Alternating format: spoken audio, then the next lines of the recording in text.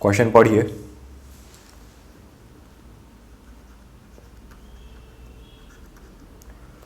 हमें स्पीड और एक्स का रिलेशन दिया है।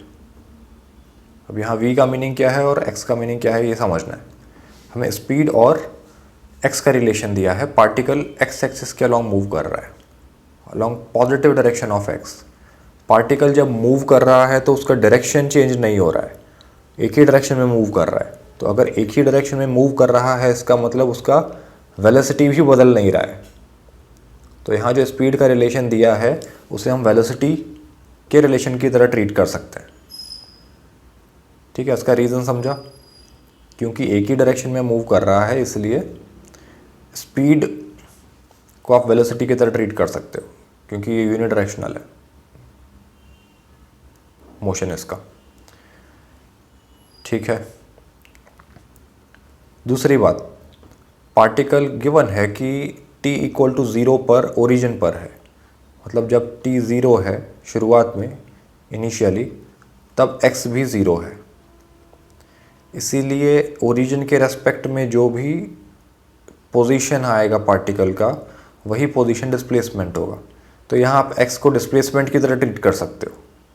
तो जो रिलेशन हमने सीखा है velocity equal to d by dt of rate of change of displacement, तो इस क्वेश्चन में जो x यूज किया है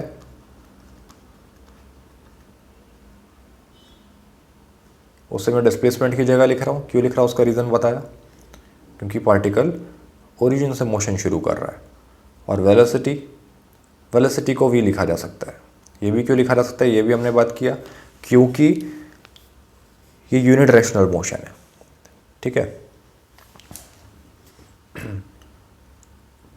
तो ये रिलेशन यूज करके फिर हमने लिखा, नीचे लिखते हैं इसे,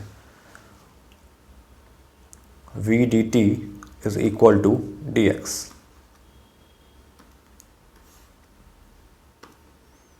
देखिए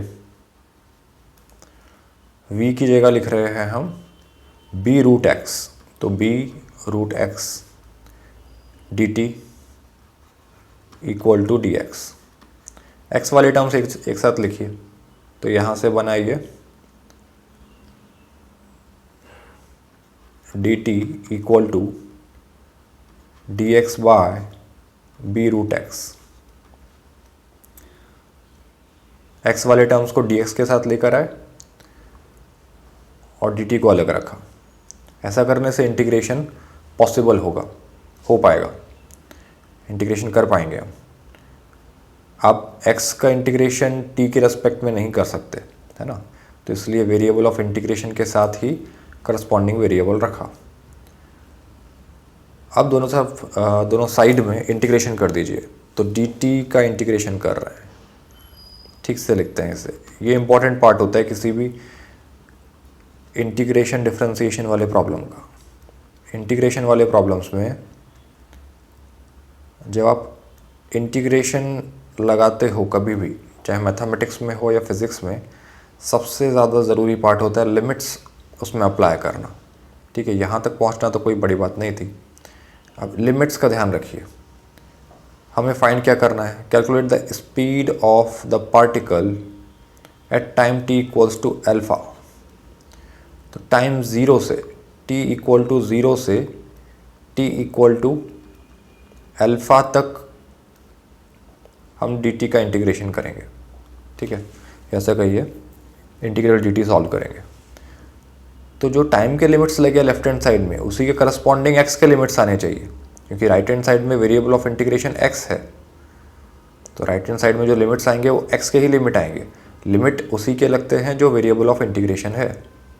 लेफ्ट में वेरिएबल ऑफ इंटीग्रेशन t था तो t के लिमिट्स लगाए, राइट में वेरिएबल ऑफ इंटीग्रेशन x है, dx लिखा है ना, तो x के लिमिट्स लगाए। तो x कहाँ से कहाँ तक, जब t 0 है तो उसके करस्पॉन्डिंग x 0 है, क्वेश्चन में दिया है, पार्टिकल ओरिजिन पर है। और जब t अल्फ़ा है तो हमें नहीं पता पार्टिकल कहाँ पर है। ठीक है, लेट्स से उसे हमने x डैश बोल दिया है। ठीक है, तो इसे सॉल्व करते हैं। एक्स डैश कौन सी पोजीशन है, लिख देते हैं। जब टी अल्फ़ा है, टी इक्वल टू जब अल्फ़ा है, तब हमने माना कि पार्टिकल का पोजीशन एक्स डैश है।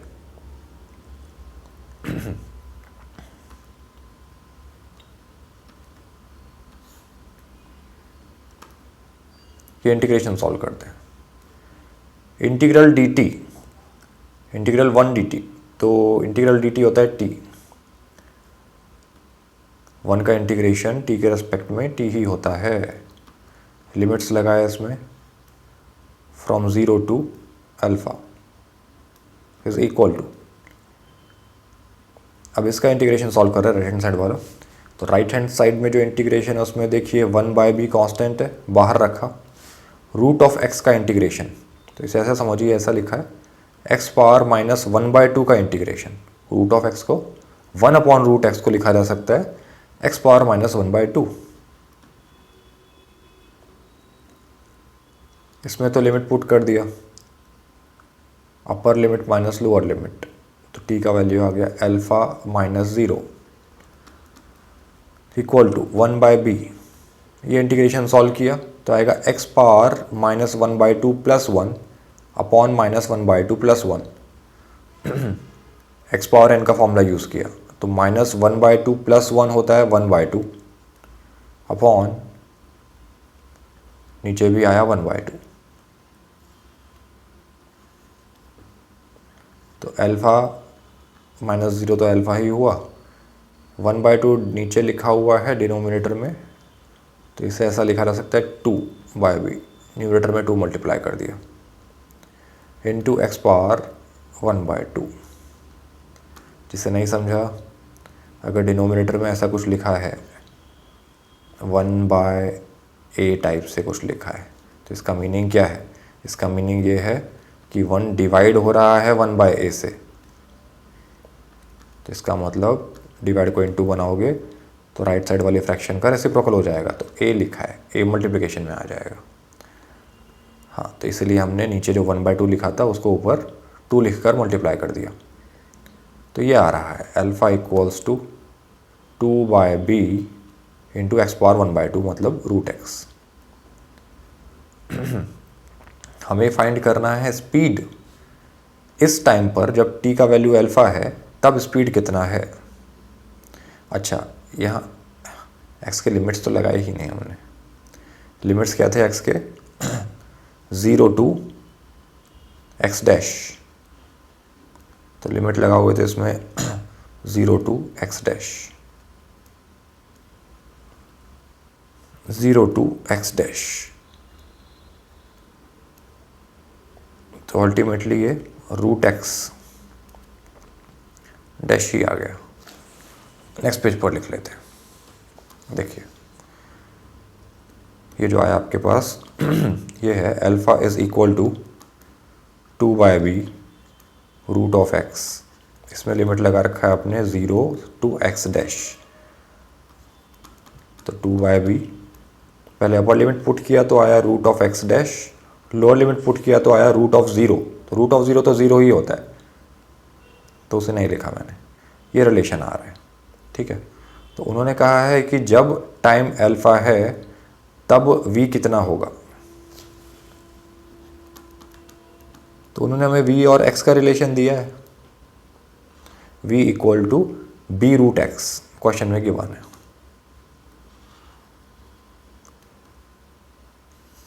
तो ये लिखा,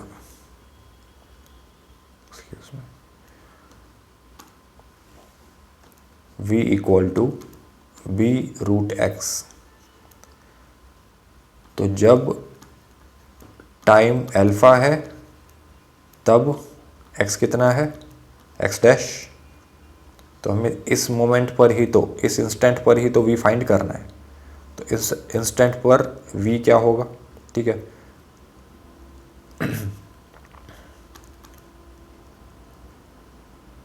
b रूट एक्स डैश, और x डैश का वैल्यू आप यहाँ से फाइंड कर सकते हो। यहाँ से क्या लिख सकते हो, रूट ऑफ एक्स डैश का, root of X dash equals to b को ट्रांसपोज कर दीजिए b इंटू एल्फ़ा और 2 को भी कर दीजिए 2, b अल्फ़ा बाई 2 लिखा है। तो यहाँ से आया v equal to b into root X dash का वैल्यू पुट कर दिया मैंने b अल्फ़ा बाय 2। तो आया v equals to b square alpha by 2।